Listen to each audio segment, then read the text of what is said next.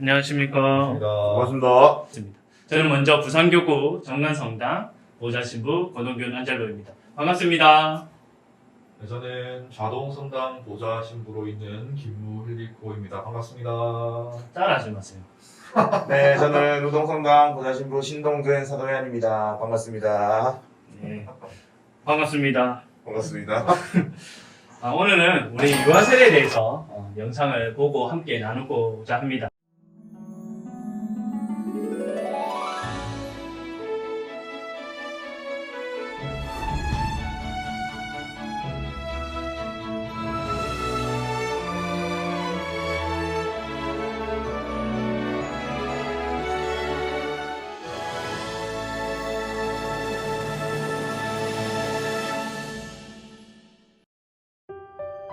그리스도교 신자 가정에 새 생명의 아기가 태어났을 때 가장 먼저 해야 할 일은 무엇일까요? 유아 세례. 네, 맞습니다. 유아 세례는 태어난 지 얼마 되지 않은 아기나 아직 철이 들지 않아 스스로의 신앙을 고백하지 못하는 어린 아이에게 주는 세례입니다. 교회는 아기가 태어나면 100일을 넘기지 않고 세례를 주도록 권장합니다. 특히 조금이라도 아기의 건강에 이상이 있으면 지체 없이 세례를 받도록 합니다.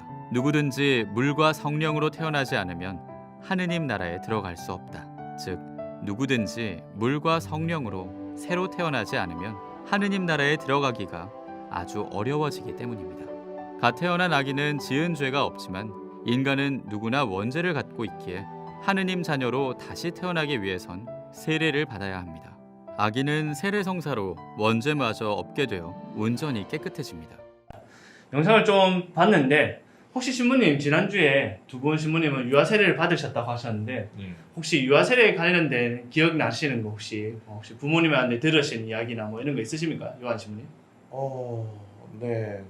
저 유아 세례를 뭐 1살 때 받았다고 들었는데, 네. 어떻게 받았는지에 대해서는 못 들었고요. 네. 유아 세례를 받고도 교회를 열심히 나갔던 기억이 있습니다. 예, 친구들이 전부 다 교회에 다니고 또 저도 교회에 있는 유치원에 다녀서 그때 본 성경이랑 집에 있는 성경이랑 달라서 부모님한테 물었던 적이 있고. 이야, 네, 그러셨군요. 혹시 헬리코 신부님은 또 기억이 있으십니까? 저도 유아 세례를 태어나서 며칠 지나고 바로 이렇게 받았다고 알고 있는데, 그때 부모님이 이제 이야기하기로 그때 하느님한테 봉헌하겠다라고, 제가 이제 맞이니까 네. 또 성경 이야기 따라서 또 맞이를 봉헌하겠다라고 했다고 들었습니다. 그래서 그때부터 이제 세례를 당하고 봉헌을 당했죠. 네. 부모님 손에 이끌려서 이제 그리스도 신앙 안에서 이렇게 자랐습니다. 어릴 때 기억들이 성당에서 있는 기억들이 많아요. 그래서 우리가 본 영상 중에 이 부분이, 이 성경 구절이 중요한 것 같습니다. 누구든지 물과 성령으로 태어나지 않으면 하느님의 나라에 들어갈 수 없다. 예, 우리가 세례를 받고 하늘나라에 들어가기 위해서 우리 유아들인 아기에게도 세례를 주지 않는가 싶습니다. 그럼 계속 영상을 보고 또 이야기를 이어갔으면 합니다. 그러면 유아 세례는 어떻게 받을까요? 먼저 성당 사무실로 찾아가 유아 세례를 신청합니다. 유아 세례는 대개 여럿이 함께 받아서 정해진 날짜와 시간을 안내받으실 겁니다. 유아 세례를 신청할 땐 부모 중에 적어도 한 사람 혹은 법적으로 부모를 대신하는 사람의 동의가 꼭 있어야 합니다. 세례 날짜가 정해지면 부모는 아기에게 대부모와 세례명을 정해줘야 합니다. 아기의 대부모는 친부모가 아닌 사람이어야 합니다. 아기의 세례명은 성인의 이름이나 영적인 의미가 있는 이름 중에 잘 살펴서 부모가 정해줍니다. 유아 세례를 받는 아기는 걸음마를 떼기 전부터 하느님의 무한한 은총 안에서 하느님의 자녀가 됩니다. 그러나 유아 세례를 받은 아기들은 아직 성체의 의미를 알 수 없기 때문에 영성체를 할 수는 없습니다.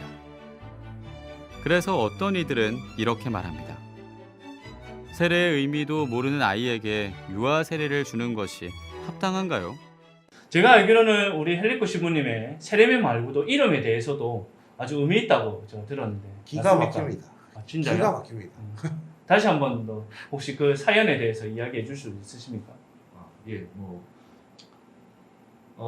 제 이름이 이제 특이하죠. 김무인데 제 이름에 한자 이제 아름다울 무자를 씁니다. 아름다.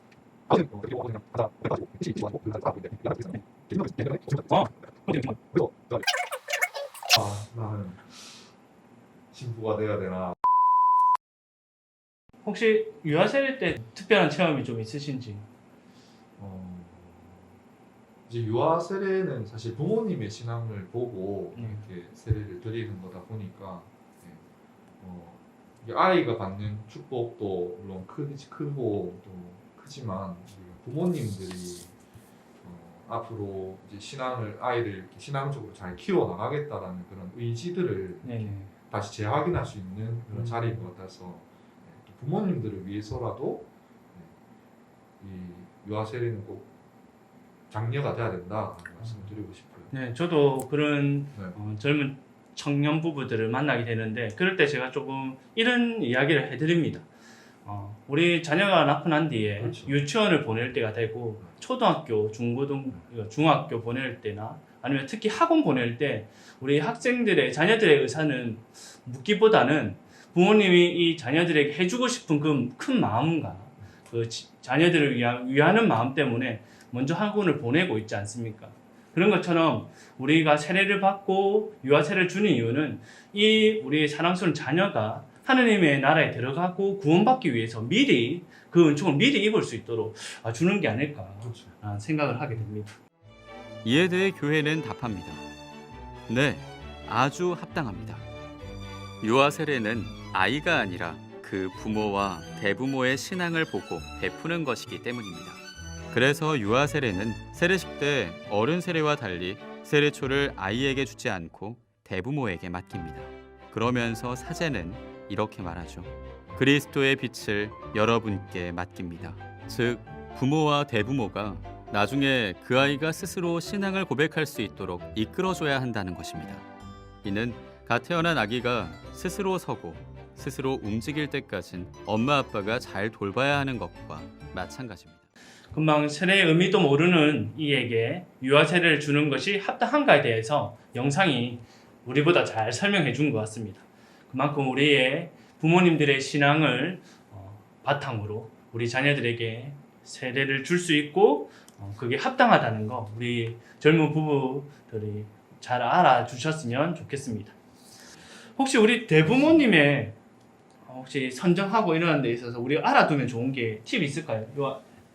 네, 뭐 교회법이나 한국 천주교 사목 지침서를 보면 네. 대부 대모에 관한 규정이 나와 있습니다. 진짜요? 거기에 보면 우리가 일반적으로는 남자아이는 대부만, 여자아이는 대모만 이렇게 할 수 있다고 하는데 대부, 대모 모두 할 수 있다는 그런 규정이 있고요. 대부모 설 수 있는 기준은 친부모가 아닌 사람이면 모두 괜찮습니다. 그래서 삼촌이나 이모 혹은 할아버지가 대부 대모로 할아버지 할머니 대부 대모로 설 수 있는데 그러면 아마 더 신앙적으로 잘 보살펴주고 함께하면서 더 깊은 신앙으로 이끌어줄 거라고 생각합니다. 저는 좀 특별한 대부님이 계시거든요. 세례도 대부님이 서주시고 그다음에 견진도 같은 분 견진 세례 같은 분이시네요. 한 분이 해주셨는데 네. 제가 한 사춘기가 오고 고등학교 시절을 이렇게 조금 방황하고 있을 때 성당에 나와서 주일학교는 계속 나오고 있었지만 조금 이렇게 뭐라 해야 될까 대부모님이 보시기에 좀 부족한 모습을 좀 보셨었나 봐요. 그래서 저와 함께 이렇게 앉아 셀이라고 해합을 하고 있을 때 선배 대부님이 들어오셔서 한마디 해주셨는데 아직도 그 말씀이 제 삶의 터닝 포인트가 되었습니다. 뭐라고 말씀하셨냐면 우리 안젤로가 이전에는 참 웃음도 많고 지금처럼 어둡지 않았는데 어느 날 내가 성당에서 보니까 우리 안젤로가 달라져 있었다. 그래서 그 웃음을 찾고 또 이렇게 더 다른 사람에게 웃음을 줄 수 있는 우리 대자가 됐으면 좋겠다라는 얘기를 대부님이 해주신 기억이 아직도 납니다. 그래서 그 이후로 제 삶에 있어서 웃음을 많이 유발하려고 하지만 본질적으로 좀 재미가 없는지 많이 안 웃으시고요. 그렇지만 그래서 늘 밝은 모습 그리고 사람들에게 웃음을 줄 수 있는 사람이 되려고 노력했던 기억이 저에게 있습니다. 이후에 아이가 성체성사의 의미를 알고 자신의 신앙을 스스로 고백할 수 있는 나이가 되면 영성체를 위한 교육을 받게 해야 합니다. 교회는 이를 위해 특별한 교육을 실시하고 있는데요. 최초로 영성체를 하기 위한 교육이라고 해서 천영성체 교리 교육이라고 합니다. 천영성체 교리 교육은 보통 초등학교 3학년부터 6학년 어린이들을 대상으로 합니다. 그럼 유아 세례를 받지 않은 어린이들은 어떻게 하냐고요? 교회법적으로는 원래 예비신자 교리 교육을 받고 세례를 받아야 하는데요. 한국교회는 천영성체 교리 교육 때 함께 참여해서 받을 수 있도록 하고 있습니다. 그럼 성인이 돼서 세례를 받기 원하는 분들은 어떻게 하냐고요? 걱정 마십시오. 아주 간단합니다. 먼저 가까운 성당을 찾아가 예비신자 교리 교육을 신청하면 됩니다. 예비신자 교육은 보통 6개월 정도 걸립니다. 부득이한 경우엔 성당에 직접 나가지 않고도 교육받을 수도 있는데요.